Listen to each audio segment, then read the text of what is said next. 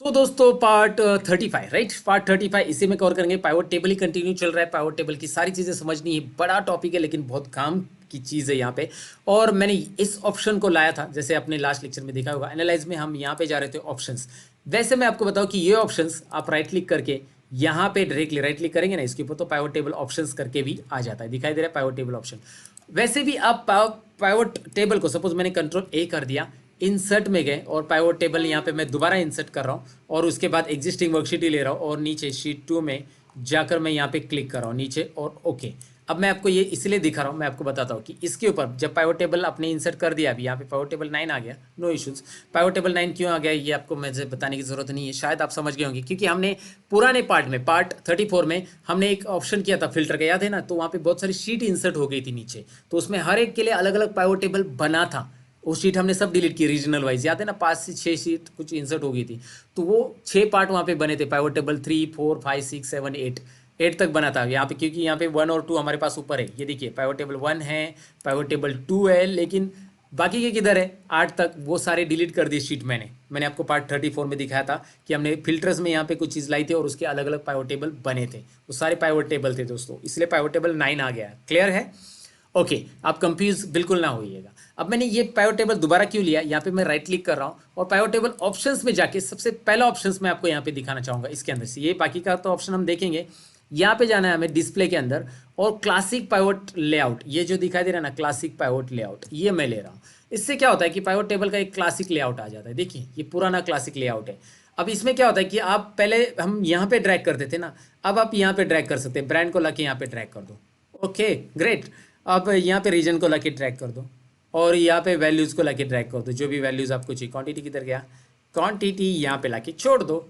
ये तो मुझे बताना था कि पाइवट टेबल क्लासिक मोड में कैसा दिखता है। क्लासिक मोड में इस तरह से आता है और उसको हम व्यू कर सकते हैं। अच्छा, अभी इस पाइवट टेबल के इस ऑप्शंस में दोबारा जाते हैं और ये लेआउट एंड फॉर्मेट देखते हैं। सो यहाँ पे आ रहा है कि मर्ज and centre with the labels, आप यहाँ पे मर्ज एंड सेंटर लेबल्स वाला ये ऑप्शन ये कर सकते हैं और यहाँ पे आपको दिखाई दे रहा है ये मर्ज एंड सेंटर लेबल्स कैसे काम कर रहा है।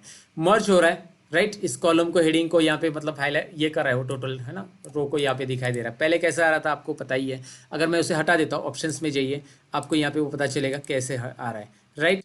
यहाँ पे मर्ज एंड सेंटर लेबल्स की ज़रूरत पड़ सकती है तो आप यूज़ कर सकते हैं, फिलहाल उसकी ज़रूरत नहीं है। यहाँ पे वो सब ऑप्शंस ऑलरेडी दिए, ये डिफॉल्ट ऑप्शन है, उसे आपको चेंज नहीं करना है। लेकिन मैं आपको बताऊं कि पाइवट टेबल में अगर कहीं पे एरर शो कर रहा है तो उस एरर की जगह आप कौन सी वैल्यू शो करना चाहते हैं। एरर की जगह 0 शो हो जाए, एरर की जगह क्या हो जाए 0, एरर की जगह 0 हो जाएगा। ओके, अब ऐसा क्यों, क्योंकि एरर कभी कभी पाइवट टेबल में आ सकता है, अगर कभी हमने फॉर्मूलाज दिए और वो आया नहीं आंसर, तो एरर्स अगर पाइवट टेबल के वैल्यूज में कहीं पे दिखा रहा है तो आप एरर की जगह कुछ और शो कर सकते हैं।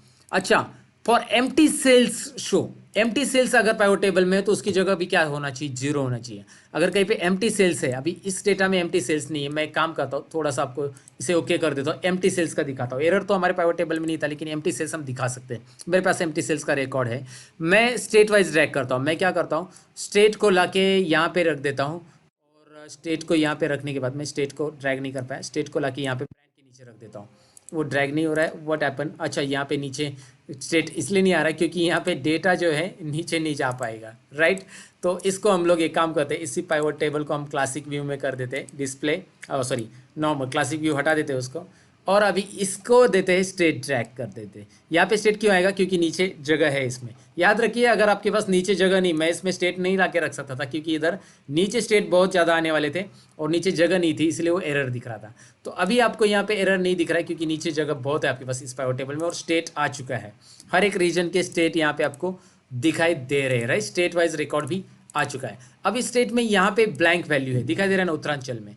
तो अब मैं क्या करूँगा, राइट क्लिक करूँगा और पाइवट टेबल ऑप्शंस में जाऊँगा और यहाँ पे फॉर एम्प्टी सेल्स को यहाँ पे 0 रख दूंगा और 0 रख दिया तो क्या होगा, वहाँ पे 0 शो होगा right.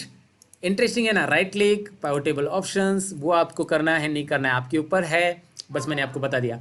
Auto fit column width on update and auto fit column preserve cell formatting on update. जब आप अपडेट करोगे डेटा में कुछ भी तो ये auto fit column width automatic होना चाहिए। अगर आपने ये नहीं रखा ना तो होता क्या है पता है, अगर ये कॉलम की साइज ऐसी कम है तो ये फिर ऑटो फिट नहीं होगा, मतलब कॉलम की साइज जितनी रिक्वायर्ड है उतनी नहीं आएगी। ये आपने अनचेक रखा तो जब भी डेटा अपडेट होगा या पाइवट टेबल हम इंसर्ट करेंगे तो इसमें ये प्रॉब्लम होता है कि ये कॉलम की साइज ऑटोमेटिकली ऑटो फिट नहीं होती है।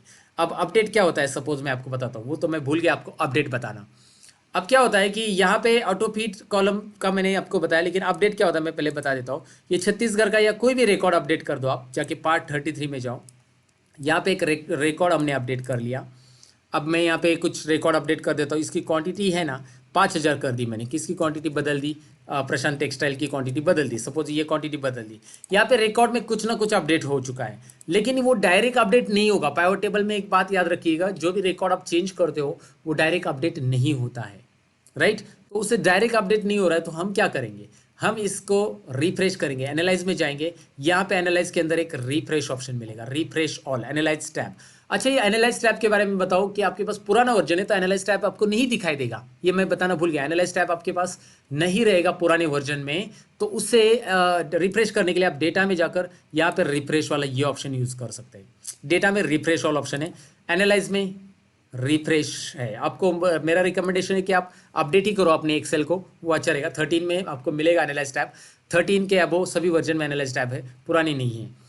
तो यहाँ पे एनालाइज टैब में रिफ्रेश ऑल ऑप्शन आपको मिलता है। इस रिफ्रेश से डेटा रिफ्रेश होगा, लेकिन यहाँ पे आपको रिफ्रेश तो हो जाएगा डेटा, लेकिन ये कॉलम ऑटो फिट नहीं हुआ, ये दिखाई दे रहा है कॉलम ऑटो फिट नहीं हुआ है। क्योंकि यहाँ पे क्या हो रहा है, कॉलम की साइज़ जो है वो ऑटो फिट होनी चाहिए। यहाँ पे मैंने छोटी कर दी साइज़, लेकिन ऑटो फिट इसलिए नहीं हो रही क्योंकि हमने इसे पाइवट टेबल ऑप्शंस में गए और यहाँ पे ये ऑटो फिट जो है हटा दिया था। ऑटो फिट भी रखो और प्रिजर्व सेल्फ फॉर्मेटिंग भी ऑन अपडेट, ये दोनों भी चेक रखो। ये देखो ऑटो फिट हो गया, अभी दिख रहा है। जैसे मैंने उसे ऑटो फिट कर दिया, ये ऑटो फिट हो गया। ऑटो फिट यानी कि कॉलम की साइज़ आपको पहले ही बता दिया मैंने, ऑटो फिट क्या होता है। डबल क्लिक, जितना कॉलम की जगह रिक्वायर्ड है उतनी उसको मिलेगी, उसको हम ऑटो फिट बोलते हैं। सो आपको ऑटो फिट कॉलम विड्थ करने के लिए वहाँ पे ऑटोमेटिक सेट रखना है, पहले से है। दूसरा है कि डेटा रिफ्रेश करने के लिए आपको जाना पड़ता है रिफ्रेश ऑल ऑप्शन पे, क्योंकि पाइवट टेबल में जो भी डेटा आप अपडेट करोगे, सपोज एग्जांपल ले लो, आपको यहाँ पे सेंट्रल ब्रांच का जनवरी नहीं है, यहाँ पे मैं लेता हूँ एडिडास ब्रांच का वैल्यूज़ है, आपको जनवरी मंथ में इतना दिखाई दे रहा है, या एडिडास ब्रांच का इतना क्वांटिटी आपको है। मैं ये मंथ हटा देता हूँ यहाँ से। एडिडास ब्रांच का क्वांटिटी देखिए, नाइकी ब्रांड का देखिए इतना है, ये डेसिमल में आ रहा है। तो एडिडास का 8,87,658 एडिडास ब्रांड में चाहिए। एडिडास ब्रांड यहाँ पे आपको मिल रहा है। एक क्वांटिटी जो है थोड़ा सा मैं बढ़ा रहा हूँ, सो क्वांटिटी मैं यहाँ पे 5000 कर रहा हूँ। जैसे मैं यहाँ पे 5000 करता हूँ, इस शीट में आता हूँ, एडिडास ब्रांड में कुछ भी चेंजेस नहीं, 8,87,658 वही मिल रहा है। तो आपको करना है एनालाइज में रिफ्रेश ऑल। देखिए ध्यान से, मैं रिफ्रेश ऑल करता हूँ, 5000 क्वांटिटी यहाँ पे बढ़ जाएगी। यहाँ पे देखिए बढ़ गई।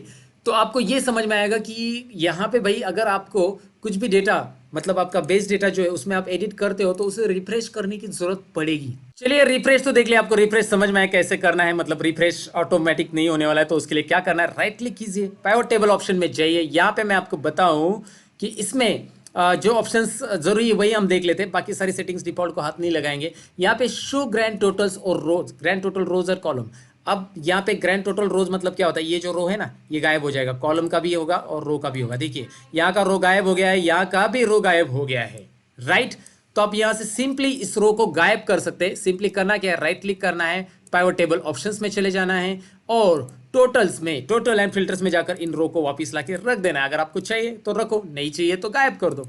पाइवट टेबल ऑप्शंस में आपको मिल जाते हैं टोटल, फिल्टर एंड रोज है। उसी के साथ आपको यहाँ पे डिस्प्ले ऑप्शंस है, इसमें भी आप कुछ चीजें देख सकते हैं। जैसे कि मैंने आपको ये वाला दिखा था क्लासिक पाइवट टेबल, वो आप यूज कर सकते हैं, क्लासिक पाइवट टेबल। यहाँ पे सॉर्ट A to Z वगैरह भी ऑप्शंस आपको ये दिया है कि सॉर्ट कैसे होगा, सॉर्ट डेटा इन ऑर्डर आपके ऊपर है, आपको यहाँ पे ये करना है। ये सब चीजें एज इट इज रहने दो।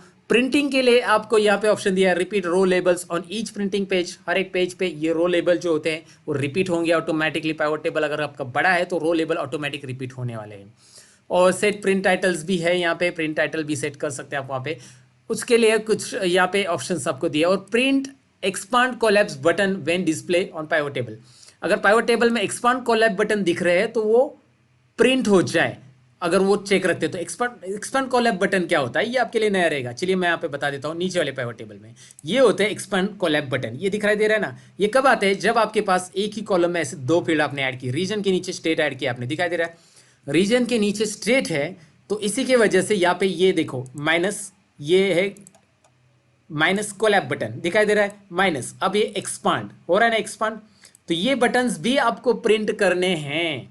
तो आप क्या करोगे, राइट क्लिक करोगे, पाइवट टेबल ऑप्शंस में जाओगे और प्रिंटिंग में जाओगे और यहाँ पे प्रिंट एक्सपांड कोलैप्स बटन भी करोगे। वो डिस्प्ले में से उस बटन को गायब भी कर सकते हैं आप। डिस्प्ले में एक ऑप्शन है, ये देखिए, शो एक्सपांड कोलैप बटन, यहाँ से आप उसे गायब भी कर सकते हैं। ये छोटी छोटी चीज़ें हैं। और जो पाइवट टेबल के ऊपर माउस रखने के बाद जो नाम आते हैं वो गायब करने के लिए ये बटन ये क्लिक करोगे तो गायब हो जाएंगे।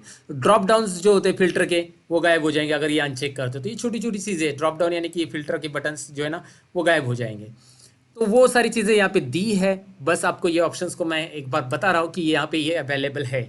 डेटा में जाओ, refresh data when opening file, ये अगर चेक रखते हो ना तो इसका मतलब क्या होता है, ये चेक रखिएगा। मेरा रिकमेंडेशन रहेगा, जब आपका डेटा सपोज बेस में कुछ भी एडिट होता है, अगर मैं ये चेक रखा है बेस डेटा में बाद में कुछ भी एडिट होता है, और जब आप वर्कबुक दोबारा ओपन करते हो, मतलब यहाँ पे अपनी क्वांटिटी चेंज कर ली बेस डेटा में, वर्कबुक दोबारा ओपन करते हो तो यहाँ पे ऑटोमेटिक चेंज होगा, क्योंकि हमने क्या रखा है, जब फाइल रीओपन हो जाएगा तब हमने ये क्या रखा है, रिफ्रेश डेटा व्हेन ओपनिंग। आपको रिफ्रेश करने की जरूरत नहीं होगी। ओके, और save source data to the file, already file के साथ सोर्स डेटा सेव होता है हमारा, ये सोर्स डेटा भी सेव होगा। इनेबल शो डिटेल्स भी ये रहेंगे सारी के सारी। और ऑल टेक्स्ट की जरूरत नहीं, यहाँ पे डिस्क्रिप्शन वगैरह मेंशन कर सकते हैं। तो ये सारी चीज़ें होती है ऑप्शंस के अंदर, जो कि बेसिकली प्री डिफाइंड सेटिंग्स रहती है, ज़्यादा चेंजेस नहीं करने, बस इंफॉर्मेशंस के तौर पे मैंने आपको बता दिया है कि एनालाइज टूल बार में ये ऑप्शन क्या काम की चीज़ है। लेकिन इसमें और भी है पाइवट टेबल के अंदर बहुत सारी चीज़ें जो कि हम आगे के पार्ट में देखेंगे। ये था पाइवट टेबल का पार्ट नंबर 35। अब बढ़ते हैं पार्ट 36 की तरफ। Thank you very much for watching guys. मैं सतीश लेता हूँ अलविदा, बाय बाय, मिलते हैं पार्ट 36 के अंदर।